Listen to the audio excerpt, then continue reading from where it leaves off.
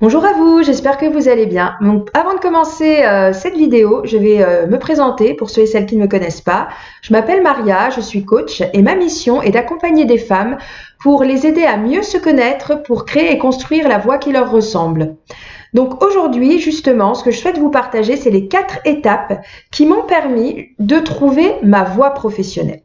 Donc comme je dis souvent, trouver sa voie professionnelle, c'est se trouver soi-même. Donc en fait, c'est un subtil mélange entre ce que je veux réaliser dans ma vie, ce que je veux offrir, ce que je veux faire tous les matins en me levant et dans ma vie, et en même temps, comment je veux me sentir. Et ça, c'est aussi bien au niveau professionnel qu'au niveau personnel. Et c'est ce subtil mélange des deux. Donc pour moi, trouver ma voie, ça a été de me trouver moi-même et de trouver la voie qui me permette d'être moi-même, la voie qui m'a permis justement de trouver ma place et de me sentir totalement alignée avec qui j'étais. Alors avant d'en arriver là, j'ai passé pas mal d'années quand même à faire ce qui ne me plaisait pas. Alors c'était pas le bagne, mais c'était pas non plus très épanouissant parce que tous les jours, quand j'allais travailler, j'avais vraiment ce sentiment de jouer un rôle et de mettre mon costume la journée, le costume de la commerciale qui aime ce qu'elle fait. Et dès que je rentrais chez moi le soir, j'avais le sentiment de pouvoir enfin être moi-même. Alors, c'était pas le bagne, pourquoi? Parce que depuis toute petite, j'ai appris à m'adapter, à me suradapter à tout. Et en fait, comme j'ai compris que c'est en étant de bonne humeur, c'est dans ma nature aussi, ça passait. Mais à quel prix? À quel prix? Parce que j'en ai vraiment eu marre à un moment donné de faire semblant, de dire oui alors que j'avais envie de dire non, de faire des choses qui me plaisaient pas, qui me correspondaient pas et pas dans l'énergie que j'avais envie de vivre à l'intérieur de moi, quoi. Et en fait, à un moment donné, j'ai vraiment eu envie de tenter cette chance, malgré mes peurs, malgré mes doutes, malgré mon manque de connaissances dans tout ce qui était reconversion professionnelle, parce que je sentais que au-delà de trouver un métier, c'était vraiment moi que j'allais trouver et que j'allais trouver cette confiance et cette sérénité pour avancer. Alors comment j'ai fait? Je ne sais pas pourquoi, mais les choses sont bien faites, c'est que je suis tombée sur des lectures déjà. J'étais prête en fait, tout simplement. Le point zéro, c'est est-ce que vous êtes prête ou pas? Ça se sent. Peut-être que des fois, on va commencer à mettre des choses en place alors qu'on n'est pas prêt.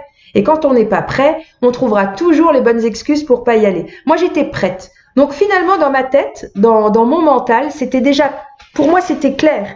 Donc, mes pensées n'étaient pas là pour me court-circuiter. Au contraire, j'étais tellement prête à y aller que mes pensées, elles étaient là pour me porter. Donc ça, c'est vraiment le point zéro. C'est dans quel état d'esprit vous avez envie de tenter cette belle aventure, de tenter ce beau chemin. Et donc, une fois que vous avez cette étape zéro, vous allez commencer l'étape 1, c'est de clarifier. Clarifier quoi? C'est clarifier votre situation actuelle aujourd'hui. Qu'est-ce qui fait que vous ne vous sentez pas bien? Regardez ce qui vous plaît, ce qui vous plaît pas, ce que vous aimez dans ce que vous faites, ce que vous aimez moins, pourquoi? Et de clarifier aussi la destination. Qu'est-ce que vous voulez trouver? Pourquoi vous voulez trouver votre voie? Qu'est-ce que vous voulez trouver finalement? Moi, je vois à titre personnel, c'était vraiment de pouvoir déjà me sentir libre, de pouvoir vraiment prendre ma place et de pouvoir exprimer mon authenticité, de pouvoir exprimer qui j'étais, ma créativité, de pouvoir partager qui j'étais, de pouvoir apporter quelque chose à ma façon.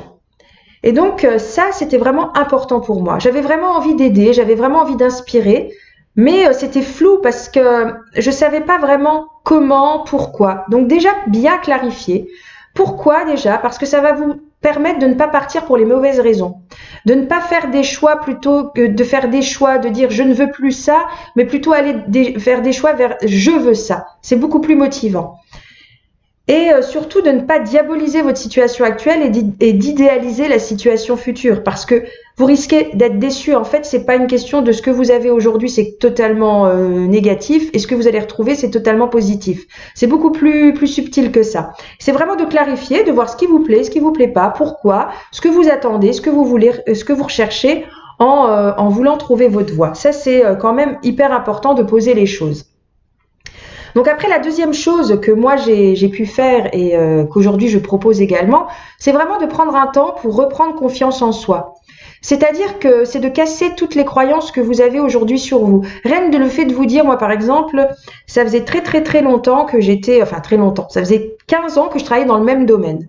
Donc finalement, mon mental, mes croyances, ça fait 15 ans que j'ai des compétences dans un domaine qui ne me plaît pas et aujourd'hui j'aimerais trouver ma voie peut-être dans un domaine totalement différent, mais au secours, comment je vais faire? Je vais devoir passer des années et des années derrière les bancs de l'école à tout réapprendre parce qu'en fait ma croyance c'était que je ne savais rien. Et en fait c'était faux parce que le fait de vouloir trouver votre voie, le fait de vouloir trouver votre place, en fait c'est le fait de vouloir vous trouver vous-même. Donc vous trouvez vous-même, c'est ce que vous avez déjà en vous. Donc vous avez déjà des forces, des talents, des aptitudes naturelles qui font que vous allez trouver votre voie. Et c'est grâce à ça que vous allez trouver votre voie et pas l'inverse. Pas parce que vous avez appris certaines choses que vous allez aller chercher une voie dans laquelle vous avez déjà appris des choses. Non, vous allez trouver une voie qui vous correspond vous en tant que personne. Et donc là, ça a été vraiment un grand travail. Et quand j'ai commencé à mettre des mots sur ce que j'avais en moi, à offrir, à partager, ma contribution, celle que je pouvais apporter au monde, aux autres, eh bien, ça a été clair. Et du coup, mes peurs de connaissances, de compétences particulières, se sont estompées. Je ne dis pas que je n'ai rien appris de plus et que je ne me suis pas formée, mais la pression était retombée. Après, la troisième étape, c'est de vous ouvrir au champ des possibles. Alors, qu'est-ce que c'est de vous ouvrir au champ des possibles? En fait, moi, j'étais salariée. Donc, dans ma tête, c'était même pas envisageable d'imaginer de pouvoir être entrepreneur à mon compte. Donc, je me fermais au possible. Je voulais trouver un métier qui ait du sens, un métier qui me ressemble, un métier où je puisse exprimer ma personnalité, où je puisse exprimer mes forces, mes talents, mes aptitudes innées en salariat. Et en fait, c'était là aussi le problème, c'est que mon mode de fonctionnement, mes vrais besoins, eh bien, je pouvais pas les exprimer en étant salarié. Et c'est là où j'ai commencé à m'ouvrir au champ des possibles. Il était peut-être possible pour moi d'envisager de créer mon entreprise. Même si dans mon environnement familial, c'était pas du tout quelque chose qui pouvait se faire, puisque je n'ai pas autour de moi d'entrepreneurs. Donc j'ai quand même osé, parce qu'en fait c'est devenu une évidence, parce que ça a été un vrai cheminement. Une fois que j'ai compris que voilà, il fallait que je m'ouvre à cette possibilité-là, j'ai regardé ce que je voulais vraiment apporter et comment je voulais l'apporter. Et c'est là qu'a commencé à se dessiner le métier de coach. Parce que dans le métier de coach, j'ai vraiment trouvé quelque chose qui collait à ma personnalité, au sens que je voulais donner à mon métier. J'avais ce besoin de liberté, ce besoin de pouvoir vous apporter ma contribution, vous aider à avancer à ma façon, avec mon énergie à moi, de vous permettre de devenir totalement autonome, de pouvoir faire les choses par vous-même, ne pas vous porter sur mes épaules, mais de vous inspirer plus qu'autre chose, de pouvoir aussi exprimer ma créativité. Ça, je le fais au quotidien parce que j'exprime mes offres de telle façon, je fais mes posts de telle façon, de faire cette vidéo c'est de telle façon, c'est pas dans un cadre bien défini. Donc ça, c'est hyper important. C'est de s'ouvrir au champ des possibles. Et après, la quatrième des étapes, c'est en fait cette quatrième étape, vous pouvez la commencer dès l'étape 1, 2 ou 3. C'est d'établir un plan d'action. C'est de se dire, là voilà, c'est de définir clairement la destination, tout en sachant que cette destination peut évoluer.